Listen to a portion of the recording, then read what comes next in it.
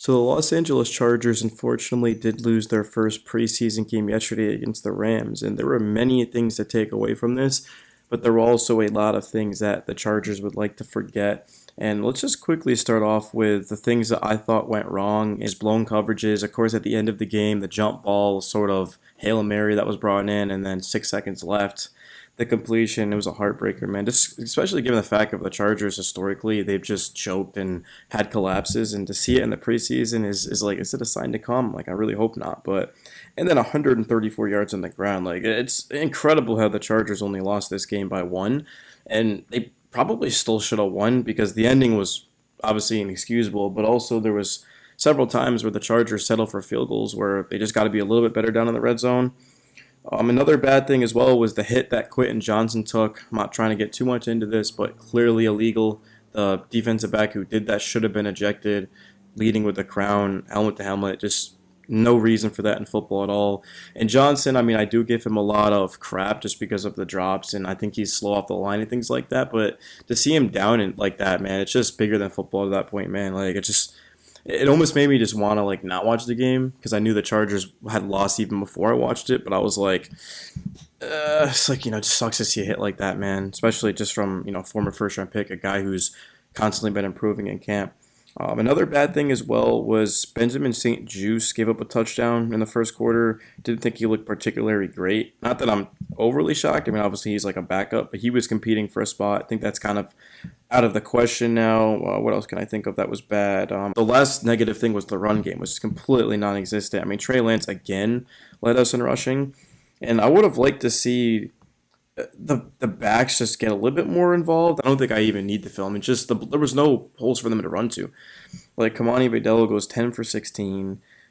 Raheem Sanders 5 for 11. Amari Hampton goes 2 for 12, which is great, but there's no run game to speak of. And that sort of put a lot of pressure on Trey Lance to do a little bit too much. And I thought Lance played well, 7 of 15, 121. Every time I talk about Trey Lance, people pull up his efficiency. That's who Trey Lance is. Like, he's not going to complete 70% of his passes. He's going to be a mobile quarterback that's going to get on the run.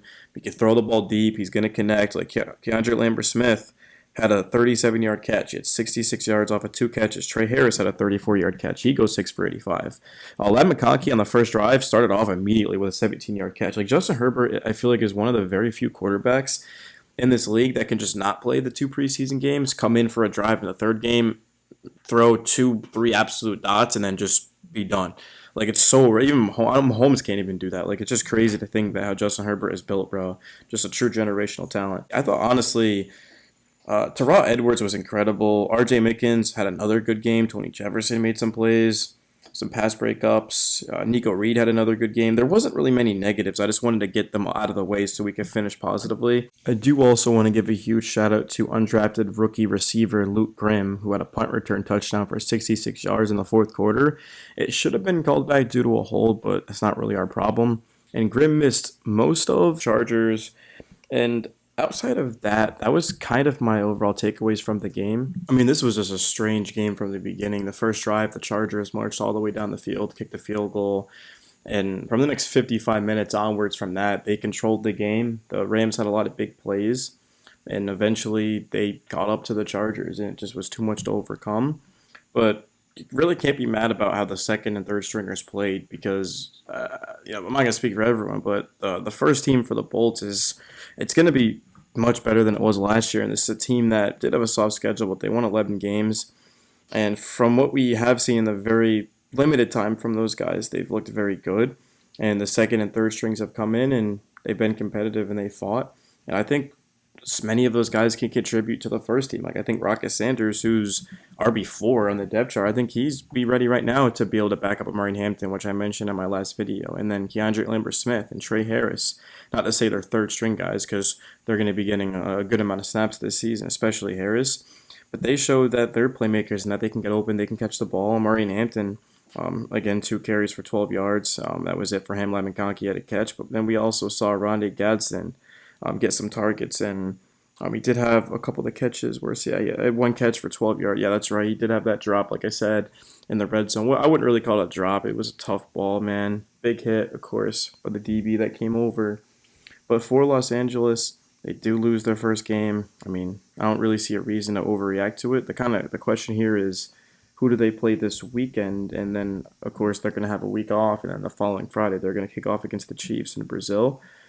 So the Chargers, they will take on the 49ers. That's right. It's going to be Saturday night. Under the lights, should be a pretty good game.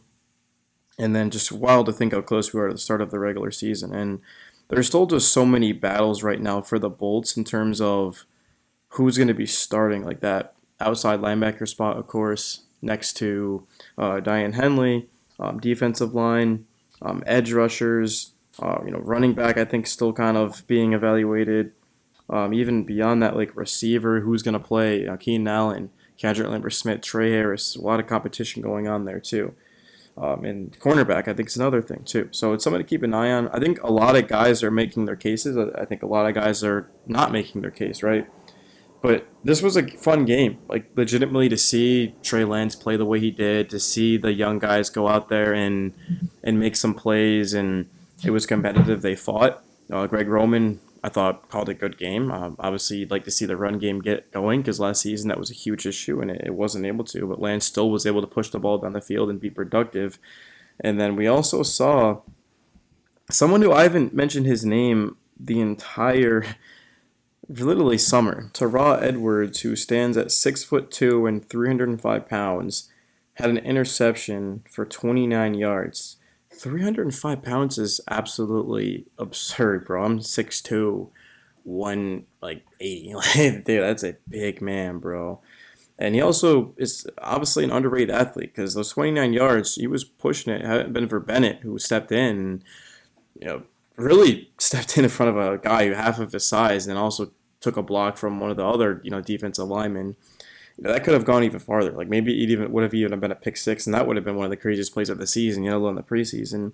Like I said, Mickens and Jefferson made plays, Nico Reed made plays. So guys just continue to step up. It wasn't all sunshine and rainbows. I mean, it was inexcusable how many yards and explosive big plays that the Chargers gave up. But just from an overall standpoint, very encouraging sign for the Chargers. I mean, it was the first time that they had been trailing in the preseason all season, of course, when they fell behind 7-3. And then they sort of took control. They punted the ball down to the Rams side of the field, got them backed up. And another thing as well was that we saw Lance the play before that take a shot, and he had a guy. It wasn't the best ball in the world by any means, but the receiver just sort of lost it in the lights, and that would have ended the game. But yeah, very encouraged too, because Trey Lance were to have to step in. I mean, it wouldn't be ideal because we're going from Herbert to Lance. I think the Chargers can still be competitive with a lot of these backups, like even third string guys, and that goes to show of how well the team has built the roster and certainly the coaching too.